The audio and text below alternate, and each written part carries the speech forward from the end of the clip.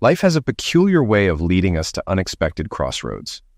My story began not in a grand dramatic moment, but in the quiet monotony of routine. I had built my life around predictable days, work, home, and fleeting attempts to reconnect with family. Somewhere along the way, though, I became a shadow of the person I once aspired to be. It wasn't any single event that pushed me toward a new beginning. Rather, it was the accumulation of little realizations. A strained marriage, endless hours at work, and health warnings I naively ignored all contributed to a growing sense that I had lost control.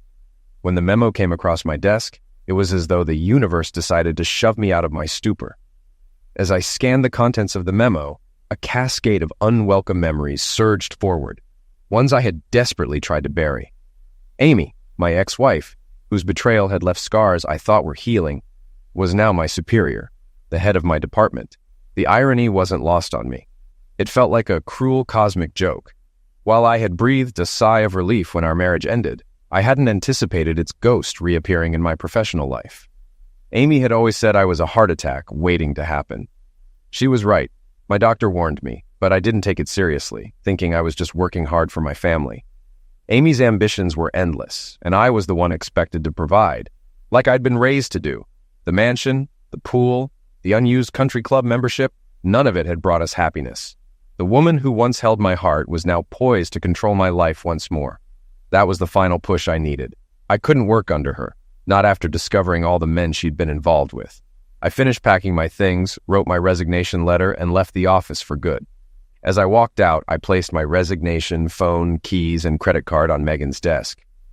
"It's been a pleasure, Megan. I wish you the best. You're a valuable employee. Don't let her mess with you," I said. Megan raised an eyebrow. "So you're really leaving?" "Yes," I replied. "I can't work for someone I don't respect. She's ruined that chance." "I'm going to miss you, Sam," Megan said. "She's going to be furious when she finds out. I've been trying to keep quiet about your schedule, but I feel bad. I should have said something sooner."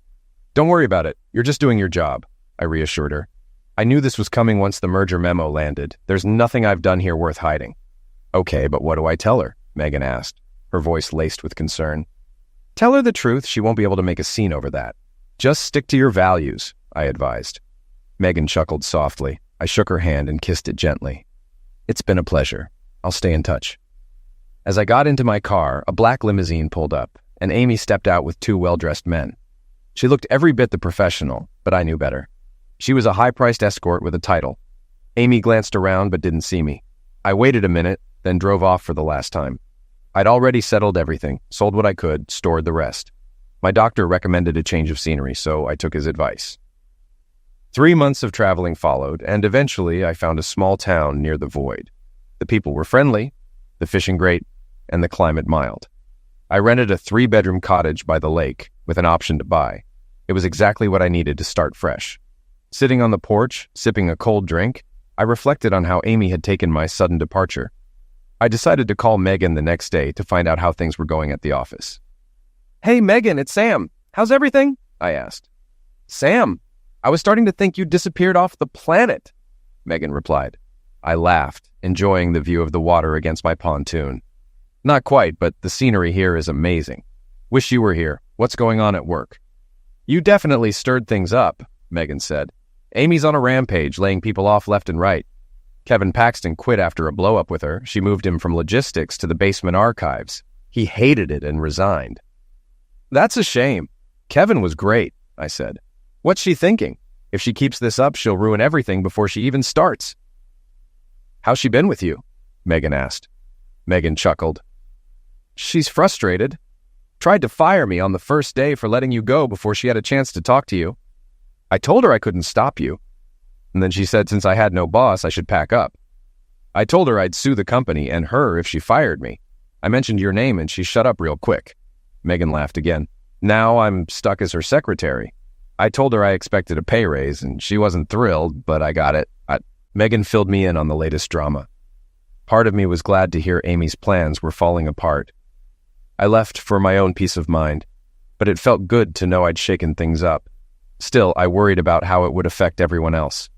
The next morning, I ran out of sugar, so I stopped by a small store nearby. As I walked out, I almost bumped into a young couple. Behind the counter was a stressed-out woman in her 20s. "Can I help you?" she asked as her baby started crying. Looks like Junior needs a feed. I'll take care of the customers while you handle that, I offered. She looked relieved. Thanks, Sam. I'm Vivian, by the way. I took care of the customers at the gas pumps, washing windshields and chatting, then returned to the store. A man was browsing the fishing rods. Can I help you? I asked. Just looking around, he replied. I'm on a business trip and got stuck here while my car's in the shop. He seemed like a businessman, and I almost saw myself in him. Noticing he was about to buy a cheap rod, I asked, Do you fish often? Not really, but I'd like to, he said. I smiled. I'm your guy. I convinced him to buy a better rod, promising he'd catch more fish and have more fun. I helped several more customers before Vivian finally got her daughter settled. Thank you, Sam, Vivian said. Things always get crazy when you least expect it. I grinned. It's like quantum mechanics. Don't ask me to explain it, though. Vivian's face twisted, and I quickly apologized. Sorry, I didn't mean anything by it. Vivian looked at me with sad eyes, a single tear frozen in the corner. Sam, it's not your fault. But I'm a widow, she said. Her husband, Greg, had been eliminated in a truck accident while on maneuvers with the Army Reserves. The worst part was that he never knew he was going to be a father. Bessie was likely conceived the night before he left. Vivian wiped away her tears. I think he would have been a good father. This place, the store, was one of his ideas. She gestured toward the building and the land. Over the next few weeks, I started helping out at the store whenever I could. Vivian was beautiful, and sure, I hadn't been satisfied in a long time, but it wasn't just that. It was about regaining my sense of self-worth. Amy's infidelity had shown me she didn't need me, that she didn't trust me to provide. That was the final blow. Vivian seemed to understand my need to help, and while she never directly asked, she was always appreciative when I did. Spending time with her made me feel good. She was fun, caring, and grateful, exactly what I needed. One evening, on my way home, my phone rang. Hi, you're lucky you're not Secretary Sam. You wouldn't last a day with your phone manner, Megan teased. Hey, Megan, I replied. I had to wait until I got home to call, she explained. I wasn't sure if that witch was tapping my work phone, but I didn't want to take any chances. Sam, you need to be on guard.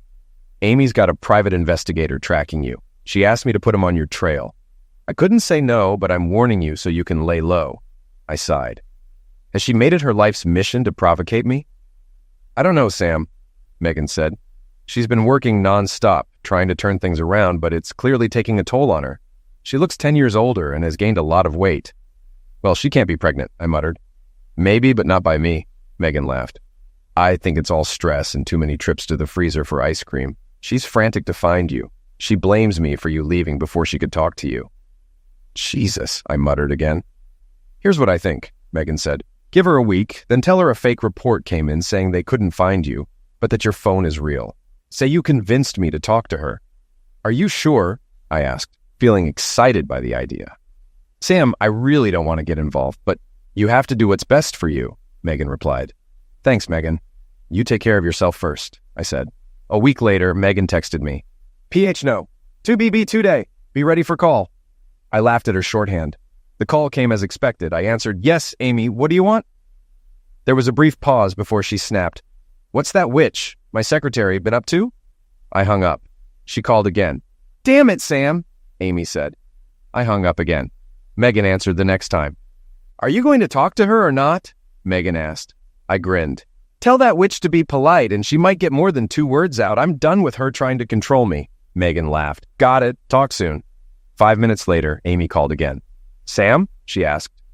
Yes, Amy, what do you want? I replied. There was a long pause. Can I talk to you for a minute? She asked. I'm listening, I said. Another pause. Megan cried on your shoulder, Amy continued. What did she say? I asked, curiosity rising. Amy's great, Sam, she said. She's the only reason you're talking to me right now. If I were you, I'd be thanking her. So, what do you want? I asked, irritated. Amy sighed. I'm sorry, Sam, I've been under a lot of stress. Megan's been doing a good job, and I appreciate it. I knew she was trying to soften my frustration. Get to the point, Amy. What do you want? I heard Amy stifle a sob. Sam, I really need to talk to you. I need your advice. I thought we were a team, but you quit before I could explain anything. I snorted, annoyed. I saw the writing on the wall, Amy. Once I found out your company bought mine, there was no point in staying. I wasn't about to be humiliated again. So, Have a good life, but I doubt I'll see you again." "Please, Sam," she begged, almost crying. "I know I don't deserve it, but I need 30 minutes to pitch my idea. Please, just give me a chance. I don't know who else to turn to." I clenched my teeth. All I wanted was to hang up, but I resisted. After a pause, I said, "Okay, but I'm not chasing you. You need to meet me at my office. I'll have Megan let you know when and where." I ended the call, half expecting her to ring back, but the phone stayed quiet. The next day, Amy asked, "Why do I have to go through Megan? Why can't you just give me Sam's address?" Megan, gripping the steering wheel, snapped, "Because Sam wants it this way. You meet him. He doesn't want to see you. If you don't like it, tough. But I'm not sticking around for your meeting." I was chopping vegetables for dinner when Megan called to say they were about 30 minutes away. I didn't want Amy to feel comfortable, so I kept busy, hoping it would throw her off. 15 minutes later, there was a knock on the door. "It's open," I called. Megan walked in, smiling. "Well, don't you look settled in here?" I grinned back. "Hi, Megan. Good to see you. You look great." Amy, standing behind Megan, looked anxious. "Amy," I said flatly. Megan noticed the tension. "I'm dying for a drink," she said, offering a friendly hug and kiss. "Wine, beer, or Coke?" I held up my dirty hands. "Want something to drink?" I glanced at Amy. Amy lowered her gaze, sensing the coldness in my tone. "Hi, Sam. A glass of wine would be nice. Megan's right. You look good." Megan opened a bottle of white wine and poured 2 glasses, handing one to Amy. "Which way from the edge of the world? I want to admire the view." "I'll leave you two alone," Megan said with a smirk. "But remember, I'm not cleaning up any messes." She winked at me. "Behave," I pointed to the back door. "There's a fishing rod on the deck if you want to try your luck." Megan rolled her eyes. "Not likely. I wouldn't know what to do with one." With that, she left, and I turned to Amy. "Take a seat and tell me why you're here." Amy hesitated, but sat down. She glanced around, trying to break the tension. "Nice place." "Small, but nice," I replied, my irritation creeping out. "This isn't small talk, Amy," I said, turning back to my chopping. "Just say what you need to say, and we can both move on." Amy sighed, took a sip of wine, and braced herself. "Can I ask one question?" I sighed. "You can ask whatever you want, but that doesn't mean I'll answer. Just ask." "Why did you leave?" I turned to look at her, sensing she was waiting for me to snap. Over the years, she knew I fought to keep my temper in check. I dropped the knife and turned to face Amy. "You don't need a rocket science degree to understand why I left, Amy. You're a VP now. You must have some brains. I think you can figure it out." Amy frowned, clearly irritated. "That was low, Sam. I'm good at my job, but I can't read minds."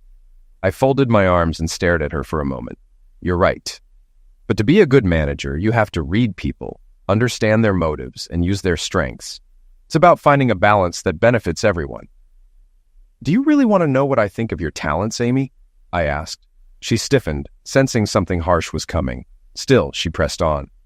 "Okay, Sam, what do you think of my corporate skills?" I almost laughed at her challenge. "You're a bulldozer, Amy. Subtlety and finesse aren't your thing. You plow through everything in your way, not considering anyone but yourself." She was stunned. "Bulldozer?" she asked, still processing. "Yeah, Amy. You take the most direct path to your goals, without considering others. You don't analyze situations or think about who you might be hurting. You just barrel forward and burn bridges along the way." As I finished speaking, I noticed a tear forming in her eye. It was the first time she seemed truly vulnerable. "No, I don't want to," she whispered. I sighed. "Everything I did for us. But your ego got in the way. I know I hurt you, and I'm sorry for that. If you'd stuck around, I could have explained my plan," she pressed. "You still haven't told me why you left." I tasted the sauce and added some salt. "I saw the writing on the wall, Amy. I knew you were brought in to clean house. You were the hatchet, and I wasn't foolish enough to think I wouldn't be next, so I did what I had to do to make it easier for you." Her expression shifted, clearly eager for more. "Sam Beckman, for a smart man, you sure do some stupid things." "I wasn't planning to fire you. If you were any smarter, you'd know that," I replied. "What I did for us. I did it so you could achieve your dreams." She tried to sound sincere. "That's a good trick. Tugs at my heartstrings while stroking my ego. But I never said you weren't good at that. I just hate that you're still playing me." I gave her an unimpressed look. "I can't count the times we've sat around, talking about how the higher-ups are ruining the company. I believed in you, Sam. I still do. I worked hard to get your company back on track, to make it profitable, and now I have the chance to help turn your ideas into reality. I shook my head. Now it's the "it's all your fault" gambit. You've left me to struggle on my own without ever giving me a chance to explain. I've been working nonstop trying to make this work. All I need is a little help from the one person who should understand me best. It's you, Sam. I need you. Together, we could make this happen. I'm not naive enough to think we'll get back together even though I dream about it, I said. But if we focus, we can build a solid business relationship and succeed. So how about we call a truce? Let's work together and show them we're a force to be reckoned with. Amy took another sip from her wine and leaned back in her chair, letting me stand there in silence. Her passion had faded, and now it was up to me to respond. I had finished the sauce while she spoke and was now putting the spaghetti water on to boil. My mind kept going back to the same thought. Et tu, Brutus. Betrayal. This was what I thought when I first heard about her using the company for her own gain. Amy was attractive, but those three words, good Amy, summed up her actions. A good manager considers everything before making a decision, I said. Let's say I buy into your plan. Why do you think I can be useful to you? Her eyes narrowed, annoyed by my question. I've already told you, she replied. I believe you're capable and respected enough to get the support you need. The obstacles you faced before were with upper management, but that's changed now that I'm VP. You don't see it, do you? I said, my voice tinged with sadness. Your very presence here has undermined my ability to gain support. You refuse to acknowledge your role in that. Others see it differently. Amy frowned. Have you ever wondered why it's hard to get people behind you? The rumors about your business ethics are well known by now, and I haven't said a word to fuel them. I could see her discomfort. This wasn't the conversation she wanted to have. People see you as someone who slept her way to the top, stepping on others to climb the corporate ladder, I continued. They know about our marriage, and it's the reason I couldn't work there anymore. When I divorced you, I kept my dignity and the respect of my colleagues. If I joined you now, it would be like saying everything you did was okay. I would lose their respect, and my work would suffer. Tears welled up in Amy's eyes, and I could see her belief in herself starting to crack. I don't believe you, Sam, she said, her voice trembling. I've worked hard. Jason wouldn't have given me the job if I wasn't capable. I shook my head, feeling a mix of anger and sadness. She still didn't see the truth. Did Jason come to you with the takeover offer, or did you push him into it? Amy wiped her eyes with a tissue and sat up straighter. It doesn't matter. I'm not Jason's puppet. So, you pushed him? I asked, raising an eyebrow. Yes, she replied, her voice firmer now. And he resisted at first. But eventually he let me present my plan to the board. I nodded. Just as I expected. The merger went exactly as I thought. Let me ask you, did Jason entertain you when he finally agreed to your proposal? Amy's eyes gave her away, and the sigh that followed confirmed my suspicion. Why would you think that? She asked, struggling to collect herself. I smirked at her reaction. Do you know why I was good at my job, Amy? I continued, leaning in slightly. Because I studied people, everyone I met, including you. The problem was, I let my feelings for you cloud my judgment. I trusted you blindly, and that mistake cost me. But my grandfather used to say, there's no point in getting older if you're not getting smarter. I paused for a moment, letting the words settle. I've learned to assess people by what they say, and more importantly, by what they do. If their actions align with their words, I know how to either work with them or around them. Amy sat still, listening intently, though her face showed no emotion. I pressed on. Knowing Jason's character, I don't think he cares if you succeed. If you fail, he'll distance himself and blame the board for approving your plan. She took a sip of her wine, still quiet, but I could see a flicker of realization in her eyes. If you succeed, Jason gets the credit for promoting a promising exec and boosting profits. He wins no matter what. Don't assume you have his support. He doesn't care if you pull this off or fail. So long as you keep him entertained, he's happy. You're on your own, Amy. A small fish in a big pond, surrounded by hungry piranhas. Amy gripped her napkin tightly. The fear was starting to show, but, true to form, she ignored the reality of her situation. So you don't think I can do it? She asked, her voice tightening. No, Amy, I replied. I don't think you can. I know you can't. Her anger flared. I could see it in her clenched jaw, but I pressed on. This would be a disaster. You'd go from VP to corporate oblivion.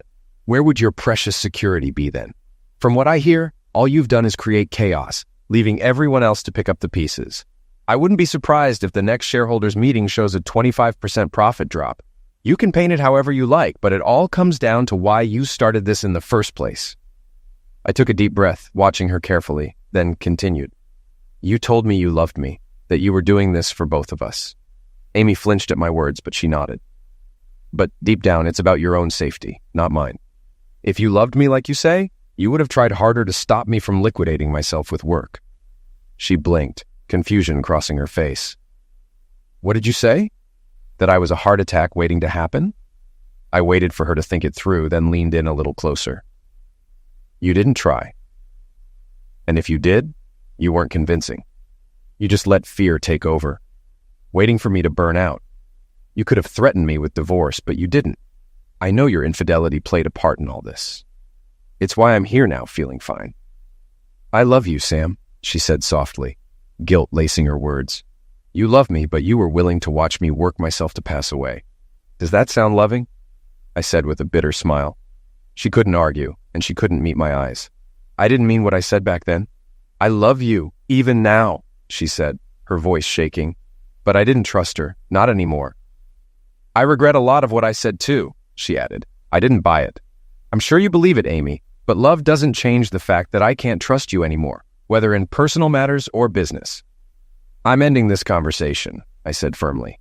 You've made it to the top, but now you're on your own. To climb higher, you'll have to wait for Jason to step aside. Your real plan is to solidify your position and go for the CEO role. Amy opened her mouth to protest, but I stopped her. You're using me, getting me to work myself into the ground for your own gain. I can't believe you expected me to follow your orders. When I kicked you out the first time, I thought it was clear I wasn't weak. But maybe it's my fault for not letting you fail sooner. Amy looked confused, torn between guilt and defiance. You're talking nonsense, Sam. You've got it all wrong. I sighed, exhausted. You've heard the saying, sometimes you have to be cruel to be kind. Well, I wasn't kind. I let you think I could be talked back into your arms, and I made Jason keep his promise to make you a VP. I didn't want to see you fail, even though you deserved it. I made a mistake by not cutting you off sooner. I stood up, checking the sauce. You wanted me to buy into your little love notes, but if I'd done what I had to, you'd be gone, starting over, hopefully a little wiser. That's what I'm telling you now. Walk away, start over. Tears streamed down Amy's face again as I spoke. You'll have to settle for a secretarial job, but that'll be better than trying to fight this. You'll be lucky if your job just involves licking stamps while some post office guy entertains you. I watched her, trying to speak thickly, but it saddened me to see defiance instead of humility on her face. I know I hurt you, Sam. I regret it every day. But what you just said is evil. You don't believe in me, yet I believe in you, she said, almost pleading. If you think that, then sit back and watch. I'll show you how it's done. Just then, there was a knock at the door. Come in, I snapped. Is everything okay, Sam? Sorry to interrupt, came Vivian's voice. I sighed, realizing I'd lost my temper. I glanced at my watch, surprised by how much time had passed. Sorry, Vivian, please don't come in. Amy was just leaving. I glared at Amy, waiting for her to get up. Amy looked at Vivian, who was younger, slender, and stunning, standing in the doorway. Amy's face twisted as she realized why she was here. She turned to me. I stared back, then saw her eyes shift to the food simmering on the stove. She seemed to understand what was going on. What? You thought this was for you? I said, my voice hardening. I told you from the start this wasn't some fancy dinner. Don't get upset because I invited a friend over. We've been broken up for years. The only reason you're here is so I can knock some sense into you. Amy jumped up, head down, and rushed past Vivian. Tell Megan I'll be waiting in the car, she muttered. Vivian looked at Amy, concerned. I hope I didn't make things worse. No, you didn't. We'll handle it. Can I tell Jillian I don't need her tonight? It's not about you. I'm glad you showed up when you did. I hugged Vivian, kissed her cheek, and added, You can watch the pasta for a minute. I need to tell Megan that the meeting's over and she can take Amy home. As I stepped outside, I saw Megan napping on the back terrace, the afternoon sun slipping behind the horizon. I couldn't help but think that Amy's words held some truth. Now that Amy was VP, she had cleared the way for my ideas. It made me reflect for a moment. How's the view? I asked, turning toward Megan. She smiled, keeping her eyes closed. Just like you said, Sam. Amazing. I watched her for a second before asking, how did it go in there? No fire shots? She chuckled playfully. Not well. She's not backing down. Amy's in the car, waiting for you. Megan shifted slightly and then asked, can I ask you something? Sure, anything, I replied, still watching the sunset. I hesitated. How do you see your future at work? How ambitious are you, Megan? Megan raised an eyebrow, surprised by the question. Not sure what you're getting at, but if you mean what I think, I'd like to take Amy's job. She stood up. I know I can do it well, but I won't compromise myself for it. Why do you ask? I thought for a moment. I think it's time to end this circus. Can you connect with Kevin Paxton and meet me in town in 3 weeks? I might have an offer for both of you. Megan nodded, and I led her inside. She saw Vivian at the stove. Vivian elbowed me and whispered, now I get why Amy ran out of here like that, you old dog. Megan smirked, glancing at me. She's gorgeous. She's probably the final nail in Amy's coffin. Jesus, Sam, Amy never stood a chance. Not even I do. Poor girl's probably licking her wounded pride right now, Vivian added. I nodded, appreciating Megan's beauty. And she's just as beautiful inside. Vivian looked up as I introduced Megan. Nice to meet you. Megan hesitated, eyeing me. Sam seems to have so many women in his life. I'm not sure there's room for me. Megan chuckled. Don't worry about the other women. He's the only man you need to trust. And as far as I can tell, he's got his eye on you. Watch your back, girl. Sam can be a real Casanova when he sets his sights on someone he likes. I didn't know what Megan meant by that. I hadn't been around her enough for her to say that. My face reddened. I think you've said enough for one night, Megan. Time to go, I said, nudging her toward the door. Before leaving, Megan looked over her shoulder and said, if you're smart, Vivian, don't let this guy slip away. She kissed me on the cheek. Be smart. See you in 3 weeks. Vivian and I sat on the back deck of the Merlot, watching the waterfowl drift by. We talked about the events of the day, and I filled her in on the mess my marriage to Amy had become. You don't really want to do this, do you, Sam? Vivian asked. I shuddered at what was coming. No, I don't, but it has to be done. I can't sit by while everyone loses their jobs because I took the easy way out. As much as it hurts, I have no choice. Vivian stayed quiet for a moment, then said, if you must know, Amy still has feelings for you. I almost laughed. I knew that before, but not anymore. Not after what I told her this afternoon. I laid into her, but I don't think it made a difference. Vivian smiled. For all your toughness, it's clear you care about people, including Amy. We women appreciate that in men. I didn't have a response, so I took another sip of my beer. Vivian patted my arm as if trying to reassure me. If I'm right about you, Sam, you'll do what's best for everyone. I nodded, a grim sense of foreboding settling in. But I'm afraid not everyone will agree. Vivian shrugged. You didn't make her bed, she did. Now she'll have to lie in it. I drifted into thought, and just as I was lost in it, Vivian caught me off guard. Speaking of beds, she said, her tone teasing, when are you going to show me yours? I blinked, completely taken aback. What? Vivian chuckled. Megan told me if I wanted to claim you, I'd better not back off. What did she say? I asked, still processing the sudden shift. Vivian smiled knowingly. If you're smart, Vivian, you won't let this guy slip through your fingers. Well, she replied with a grin, I'm grabbing onto someone I think is worth holding on to. So you're interested in more than just being friends? I asked, feeling like a nervous teenager. I didn't mean to mess this up. As you can see, my history with women isn't great. Vivian giggled. You're blushing, Sam. My ears burned, and I smiled sheepishly. You sure know how to make a guy feel stupid. I rubbed my face, trying to regain my composure. When I walked into your store and saw you looking shattered and accepted my help, I felt like a knight rescuing a damsel in distress. Vivian's smile was priceless. You were my knight, and you still are. She leaned over and kissed my cheek. Since then, I've relied on you. I understand now why you've taken care of me all these months. Vivian stopped when she saw the confusion on my face. It must have been hard for you when Amy made you feel unnecessary. If it helps, I need you, Sam, Vivian said. I haven't felt this comfortable since Greg died. It's a man thing, and Amy didn't get it. I couldn't explain it either. Vivian reassured me with a pat on the arm. You've been good to me, and I appreciate it. It wasn't until Megan caused a little stir that I realized I had feelings for you. So what do you say? Want to take it to the next level? Vivian's expression was sincere, mixed with hope.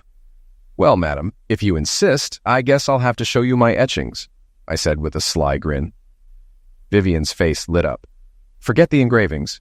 I'm more interested in what tool you use to make them." We both burst out laughing as she stood and headed for the door. "Race you to the bedroom." Later, when I walked into the restaurant, I saw Kevin and Megan watching me. Kevin stood and offered his hand. "Long time no see, old friend. You look 10 years younger," he said with a grin. I smiled and shook his hand. "It's good to see you too. I'm doing fine. How's life?" "Average to average," Kevin replied, still grinning. "But no complaints. No one listens anyway." I turned to Megan and kissed her on the cheek. "You look radiant, as always. I don't know what you saw in that brute, but I hope he treated you well." Megan laughed. "He may be rude, but I like the rugged type." I raised an eyebrow. "How do you know?" Megan smiled knowingly. "Because, like I told Amy, I'm a people watcher. I saw how you reacted when I asked Kevin to join us. You two would make a great team." Kevin grinned. "Speaking of that, what kind of offer do you have for us?" I chuckled. "Always straight to the point, Kevin. You'll never change." "Okay, business first, then we can relax and enjoy the food." As drinks were served, I started. The company is in serious trouble, and if nothing changes soon, everyone will be looking for work. As you both know, the options here are slim. I pulled several folders from my briefcase and handed the white one to Kevin. "If you disagree or have anything to add, feel free." As Kevin flipped through the folder, I opened another one. "Here's a list of people you need to get on your side. How you do it is up to you." Kevin scanned the folder in his hands. "You've clearly thought this through. Not only are you going after JPL and Amy, but Dobson Inc. and Jason too." I saw the concern on his face. "We have no choice. Since Dobson bought JPL, we have to hit from both sides. My initial plan focused on JPL, but now we need to target Dobson's board if we're going to have a chance. If you can get the board on your side and Megan works on JPL, we might have a shot, though it's a long shot." Kevin handed the folder to Megan. "You're not kidding when you talk about Sam. Skinny is an understatement, more like anorexic, but I see the potential. I think we should involve Jack Deacon. He's a numbers guy, don't you think?" I suggested. I thought for a moment before responding. "Jack's a genius with numbers, but we didn't exactly get along. I don't know why, but he made it clear I wasn't his favorite colleague." Megan nodded. "I agree. Jack should be involved for the creative accounting. I'll talk to him and listen first." Kevin picked up the second folder and skimmed the list of names. "Not sure I could even meet some of these people, let alone bring them on board." I smirked at Kevin's doubt. "What do you think I've been doing for the last 3 weeks? There's one name, Slovak, that's crucial. If he's not on board, this plan falls apart." Kevin raised an eyebrow. "How did you become so influential?" "Influential? If I were that good, Slovak would already be eating out of the palm of my hand," I replied, handing him another folder. "This one's for the meetings you have scheduled minus Slovak." Megan glanced up. "Isn't Slovak Jerry Cambridge's uncle? Maybe he can help us get an appointment." Kevin and I exchanged a look. Kevin asked, "Can you figure something out, sweetie?" Megan smiled. "I have a meeting with Jerry tomorrow. I'll ask him then." I felt slightly better. "I've organized the times and dates for you. Things are starting to get messy, even at the top. I've outlined my concerns, but we need more details. We need everyone together to finalize this." Megan shook her head. "I can't believe Jason didn't see this coming. He knows everything's falling apart," I scoffed. "He just doesn't care. He's got Amy as a scapegoat. She's in for a nasty surprise when he stabs her in the back." Megan wrinkled her nose. "Amy's selfish, but she doesn't deserve that." "I agree," I said. "Jason will have to act before the next stockholder meeting if he wants to stay clean. We need to move fast and clean, impress the big shots, and we're in the clear." Kevin shook his head. "You seem sure we'll take your offer." I smiled. "Think about it. What do you have to lose if Amy can pitch her ideas?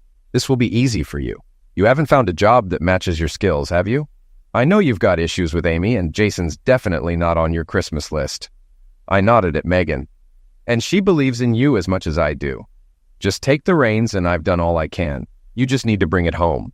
Kevin and Megan laughed. "All wrapped up with a pink ribbon," Kevin said sarcastically. Megan frowned.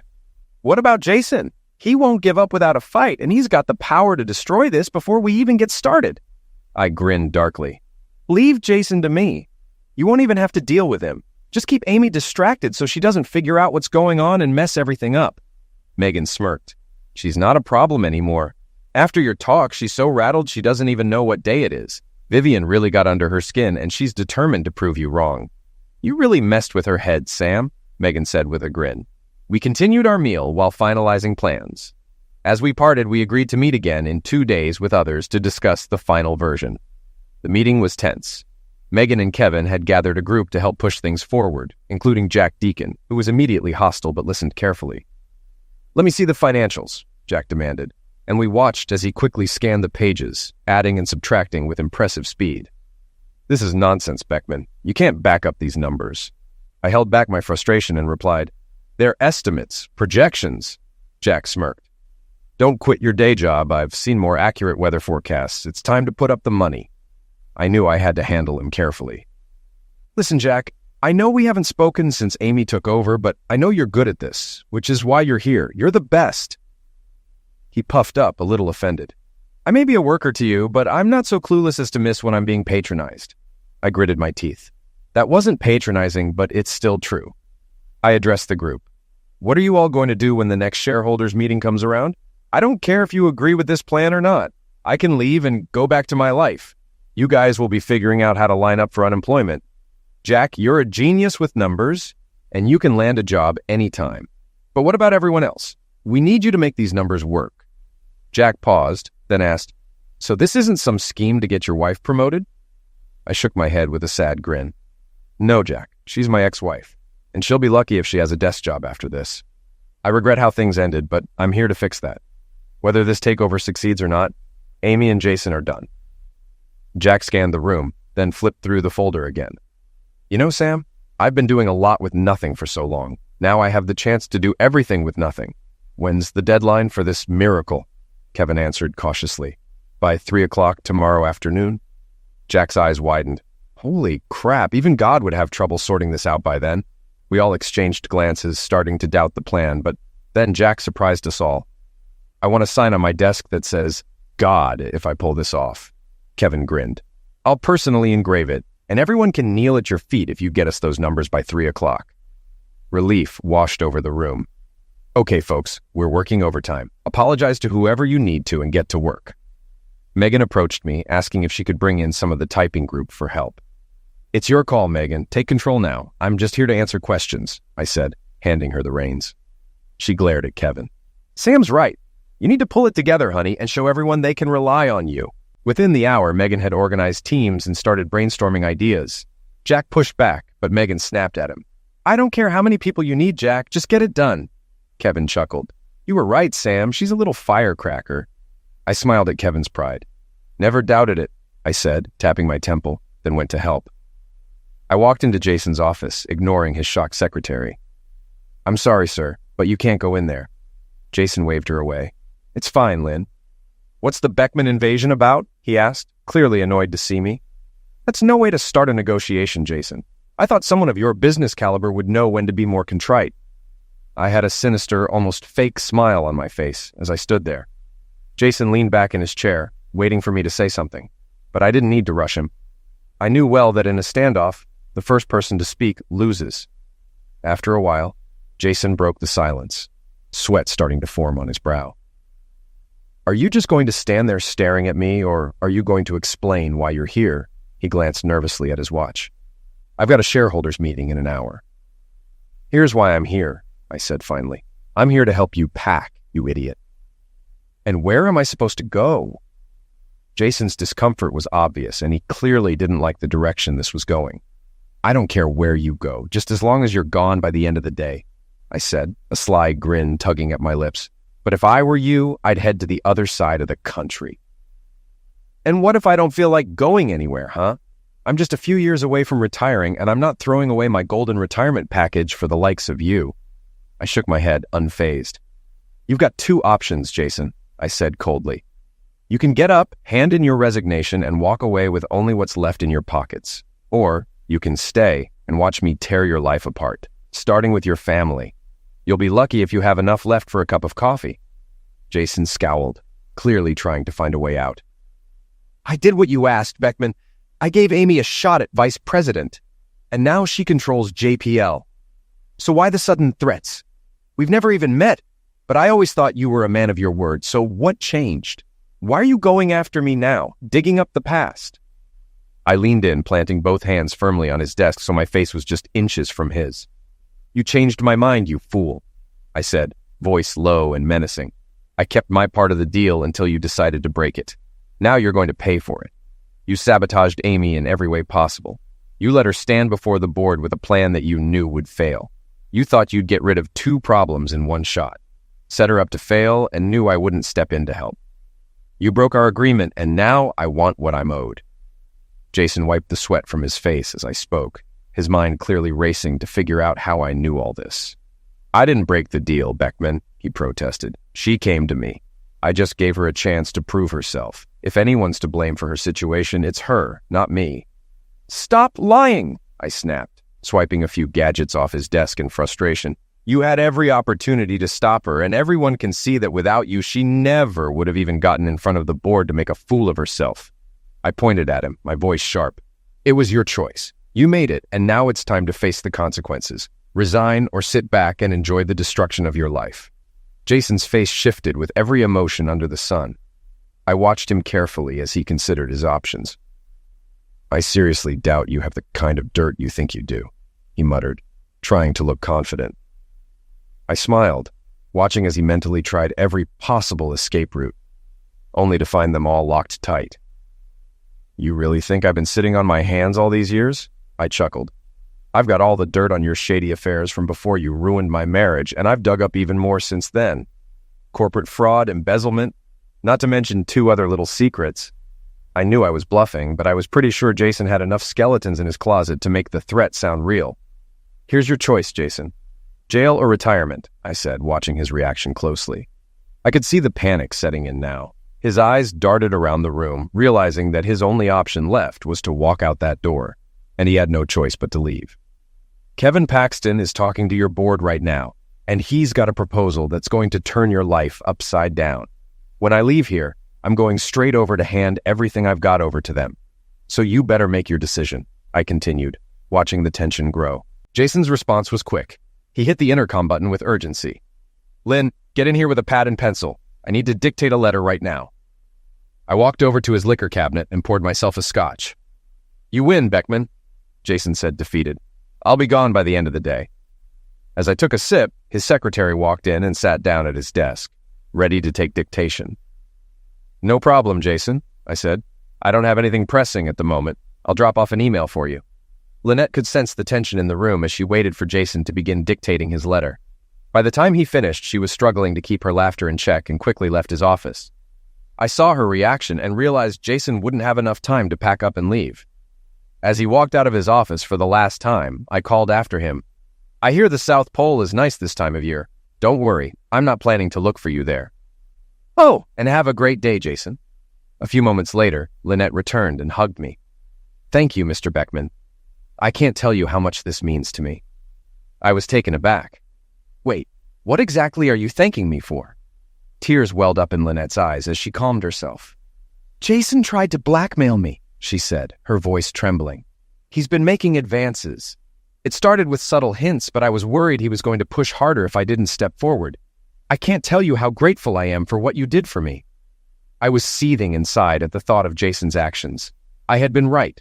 Amy had served her purpose, and now Jason was looking for a new target. I figured Jason's fate was sealed, and his marriage was on the line. If things go according to plan, I said, he'll only ask you to do your job and nothing more. He's a fair man who values loyalty. Lynette kissed me on the cheek again. You're officially on my Christmas list from now on, and I'll try to convince my husband to name our next son after you. She smiled. Thanks again for everything. She handed me an envelope. I've never had so much fun typing a letter before. Later, I entered the office Jason had vacated 6 months ago. Morning, Lynn. Is the boss in? I asked, glancing toward her desk. Morning, Mr. Beckman. Yes, Mr. Paxton is expecting you, she replied with a smile. As I reached for the door, she added, You were right, by the way. He's everything a secretary could want in a boss. Thanks again. I smiled back as I opened the door. No problem, Lynn. And call me Sam. Mr. Beckman was my father. Lynette chuckled and waved as I stepped inside. Once inside, I settled into a chair and asked, So, how does it feel to be running one of the most profitable companies on the market at the end of the quarter? From behind his desk, Jason's voice boomed with enthusiasm. "Sam, you old fool. Where the hell have you been? How's everything? I can't thank you enough for what you've done, especially for Megan and me. She still pinches herself every morning to make sure it's real." I raised an eyebrow. "Oh, really? How do you know? Are you waking up next to her, planning a merger of your own?" I teased. Kevin shrugged. "Well, we're still in the negotiation phase, but it looks promising. I'm sure Megan would love for you to come to the signing, and I heard you've got a little one of your own you're taking care of." I laughed. "Yeah, same story here. You had a company to save. I had one to build. Vivian is certainly being raised right, a real thoroughbred." Kevin leaned back, and the joking quieted as his expression turned more serious. "Have you heard about Amy?" I felt the mood shift. "Yeah, Megan called me the day she was hospitalized. I guess the pressure just got to her, and she snapped. Megan wanted me to visit, maybe try to mend some fences, but I didn't see the point. Not until she got professional help. Me showing up would have made things worse." Kevin nodded, then shrugged. "I think Megan felt sorry for her, but that's women for you. I'm thinking of offering her a job at JPL, maybe as a secretary. Hope that doesn't bother you." I shook my head, my frown deepening. "No, it doesn't bother me. To be honest, I don't even care about her anymore. She's just someone I used to know. I hope she gets better and moves on." Kevin leaned back in his chair. "So, no desire to come back to the business?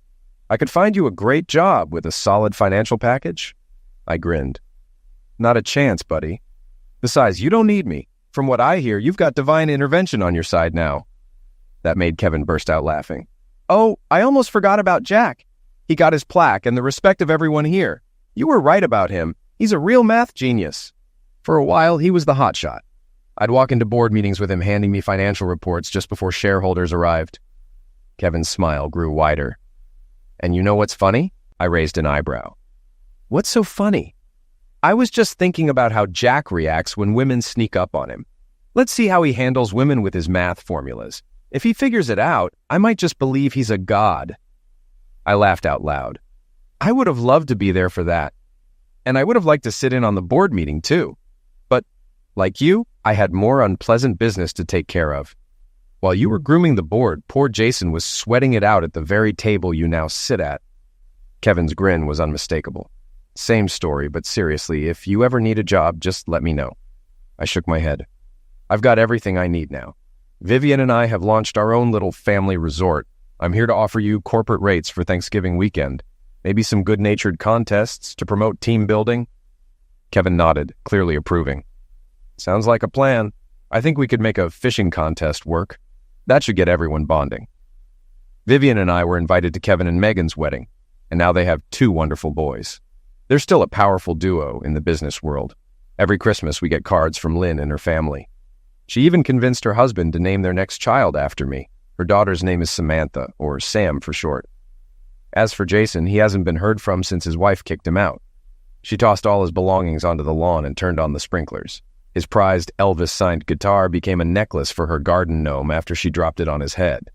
Rumor has it he's hunting penguins in Antarctica now, but who knows? And Amy? After getting the support she needed to move on from everything Jason had put her through, she took Megan up on her offer for an entry-level secretary position. She sold her absurdly extravagant mansion and used the proceeds to buy a modest apartment close to work. She'll never climb the corporate ladder in the way she once dreamed, but at least she has a roof over her head and a steady job, even if she has to work hard to make ends meet until retirement. I spoke with her at the company's Thanksgiving party at the lake. She wasn't too eager to come at first, but Megan convinced her she needed a break. We had a good conversation, and she apologized for her arrogance, admitting she had overstepped. I apologized too, acknowledging that I had to make tough choices to protect everyone's jobs, even if it meant injuring her in the process. After therapy, she said she realized how misguided her thinking had been. I was glad to hear her laugh when I mentioned Jason's fall from grace. She seemed to enjoy the weekend, relaxing in the sun with her coworkers. As for her social life, I'm not really sure. Megan mentioned she occasionally goes on dates with other women, but that doesn't seem to stick with anyone for long. Honestly, I don't give it much thought, nor do I really care. It's her life now, and she's the one who has to live with the choices she's made. 6 months later, Vivian and I tied the knot, and we moved her and Bessie into my cottage. One day, as she unpacked, I saw her pull a picture of her late husband from her suitcase. stare at it for a moment, kiss it, and gently place it in a drawer of the dressing table. The moment moved me deeply, and I walked over to her. She looked at me, uncertain, so I pulled out a picture of Glory and placed it on the table beside hers. I think Greg would want to see his wife happy, well cared for, and loved, don't you? Vivian smiled through tears and hugged me tightly. You're a good man, Samuel. I think Greg and you would have been the best of friends. My guardian angel has been watching over me for a long time. I'm so lucky to have not one but two people in my life that I can truly call my soulmates. I felt amazing. No, I felt more than amazing, better than I had in years. When Bessie is old enough, I'll make sure she knows all the wonderful things about her father. They both deserve that. Our little fishing resort continues to grow. Jillian now has an apartment above the store. She's not always the most punctual, but at least we know where to find her when things get busy. We've expanded our cabins and added private docks for weekend anglers. I spend most of my days working in the shop, handling routine boat repairs and general maintenance. Vivian still runs the store, and Bessie, now 5, is always underfoot. She's starting to see me as a father figure. I'm the only father she's ever really known. Last summer, we gave her a big surprise, her own little brother. Brady has temporarily stolen the spotlight. But I have to admit, I spoil both of them. And my doctor's happy too. I should probably send Amy a thank you card to mark the occasion. But no, I'm just kidding.